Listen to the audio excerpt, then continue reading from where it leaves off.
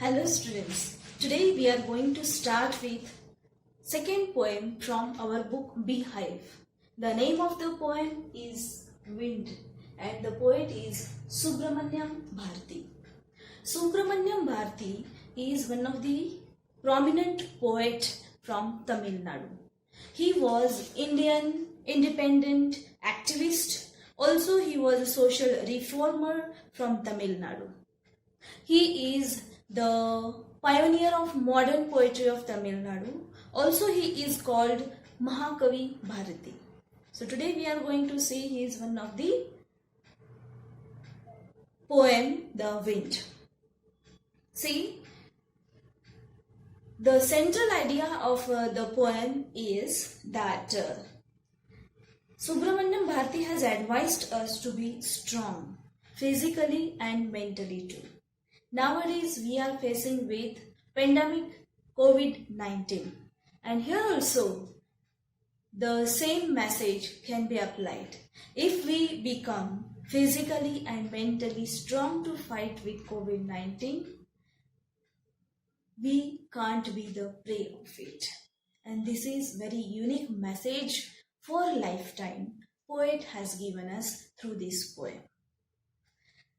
Theme of the poem is that the poet inspires the people to face the challenges in life, to face the obstacles, to face the problems in life by being mentally and physically strong. You know, might is right is the rule of the nature. And when we become might, that time we become strong, that time we can face the problems, obstacles in the life. So let us go to the poem stanza by stanza. I am trying to explain the poem. Let us go for first stanza. Wind, come softly. Don't break the shutters of the windows. Don't scatter the papers. Don't throw down the books on the shelf. There, look what you did. You threw them all down. You tore the pages of the books. You brought rain again. In first stanza, poet directly addressed to the wind. And he says to the wind that wind, come softly. Okay, wind is very harsh. We like air because it gives us oxygen. We like breeze, it's a thing of comfort. But we don't like harsh wind because it is destructive. And all those destructions are here given by the poet. What destructive things, action the wind is doing in this stanza? The wind is coming very fast. It's very harsh wind. So the shutters of the windows, they are breaking. Also, they scatter the papers here and there in the room. Also, they throw down the books from the shelf. So what happens? The pages of the books, they are torn. Look what you did. You threw them all. All the books are fallen down off the shelf. All these destructive actions are done by the wind, the poet narrates. You brought the rain again and again because of the wind, the rain has come. So this is the series of destructive things poet has given in first stanza. In first stanza, the poet describes wind, how it can be destructive at home. Let us go for next stanza. You are very clever at poking fun at weaklings. Frail crumbling houses, crumbling doors, crumbling rafters, crumbling wood, crumbling bodies, crumbling lives, crumbling hearts. The wind god winnows and crushes them all. It's a very beautiful stanza. Okay, at what extent wind can be destructive? It's given for non-living things and for the living things too, for human beings too. Okay, see here, you're very clever at poking fun at weaklings. Poet addressed to the wind and he says, you are very sharp, you're very clever. For what? For poking fun at weaklings. Here the word weakling is used for all weak things. So what does wind do? It poke fun of weak things. It's a fun for wind. What does he do? Poke fun at weaklings means what does the wind do? It is crumbling houses. How are the houses? They are frail. Frail means weak. Okay. And second word crumbling is repeated again and again. That is repetition. Figure of speech, repetition. Crumbling. C-R-U-M-B-L-I-N-G. Crumbling means breaking. To break. So, all destroying is described here in the poem. Frail, crumbling houses. How are the houses? They are frail houses. They are weak houses. And wind, harsh wind is crumbling them. It is crumbling the doors, crumbling the rafters. Rafter means the log of wood that is kept under the roof for the support. So, it is crumbling the rafters, it is crumbling the wood, it is crumbling the bodies, lives and heart. At first, poet describes how the wind is crumbling to the things like door, like houses, and like rafters and wood. All those are non-living things. But slowly he moves towards the living things like body and lives and heart too. At what extent the wind can affect on human being. It crumbles the heart.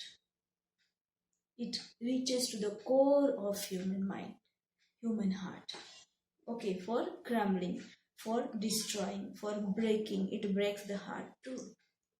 Now see, the wind god winnows and crushes them all. He describes that how wind god winnows the people. Winnows, in your textbook, one picture is given. That is, two ladies, they are separating the chaff from the grain. Okay, this process is done in the farm to separate the chaff from the grain. So in that way, the wind god is winnowing the weak people. So you might have understood now that wind enjoy with the weak people. He is good in poking fun of the weak things and weak people. Okay, now see. So, we should not be weak. Because when we are weak, all the great problems poke fun of us. So be strong. That is the message of the poet. And that poet is given in next two stanzas. Let us go for third stanza. He won't do what you tell him. So come, let's build strong homes. Let's join the doors firmly, practice to form the body, make heart steadfast, do this, and the wind will be friend with us. He is giving us the solution to be friend with the wind. What is that solution? To be strong. Be strong as wind. He will be your friend. He says, what is the solution? He says, when we are telling wind to stop, come softly, don't break this, don't break that, wind is not going to listen to you. But how he can be stopped? Being strong as wind.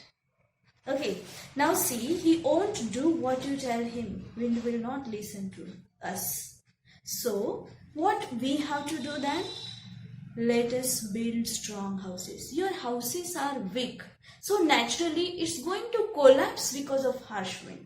So what is our duty? That we have to build very strong houses so that it will not collapse. Let us join the doors firmly. Your doors are weak. So it gets break because of wind. Okay. Yeah, also practice to form the body. It is mentioned in previous stanza that bodies, lives and so hearts also crumbling. When you are physically fit, no wind can break you. So we have to practice to stand firm in wind. we have to practice to make the heart very steadfast. Okay, we have to practice to stand firm and make our heart unmoved. Do this and the wind will be friend with us. This is the only solution to be friend with the wind, to be very strong. Now let us go for fourth stanza. The wind blows out weak fires. It makes strong fires roar and flourish.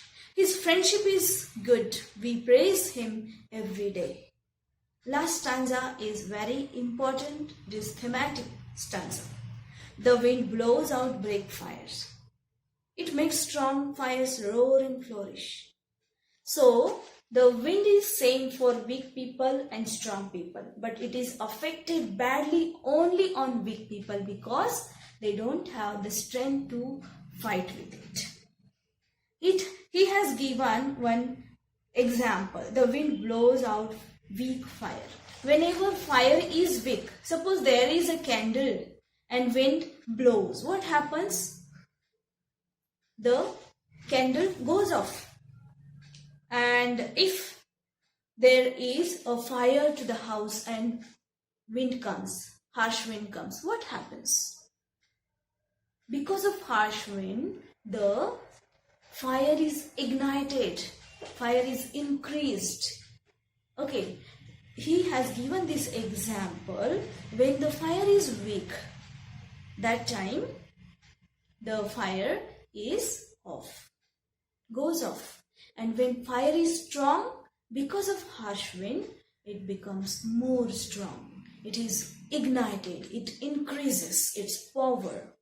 In the same way, when we are weak as a human being, wind symbolizes the problems and obstacles in the life.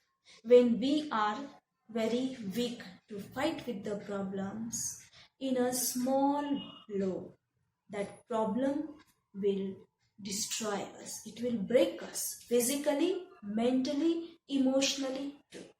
But when we are standing firm, unmoved in front of problems and obstacles in the life, that time no problem can break us because we are stronger than problem. Right?